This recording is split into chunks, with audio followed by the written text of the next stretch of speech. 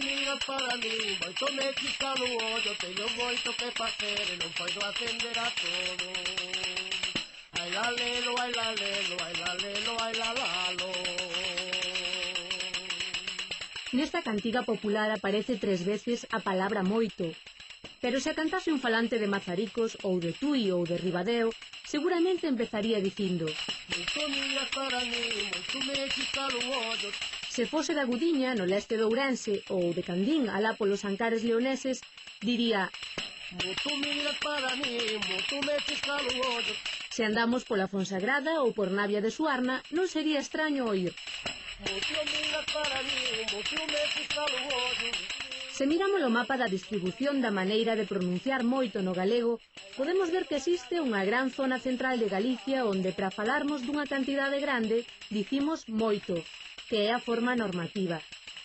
O territorio do moito extrema co terreo do muito tanto por oriente como por occidente.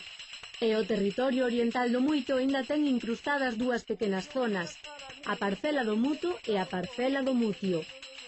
Todas estas formas son continuadoras auténticas galegas do latín multum. Pero a forma escollida para o galego común é o maioritario moito. Ai la lelo, ai la lelo, ai la lelo, ai le lalo. Ben falado. Que froita dá a maceira? Dan, ves como sabes?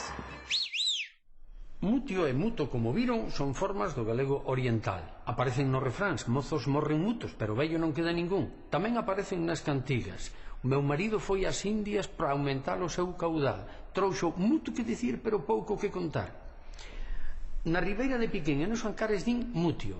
Dos Ancares é esta cantiga: sube bella, sube bella, sube bella altou fumeiro, coltou cutelín de aceiro. Non talles mutio nin pouco, un toucín e a mitad outro.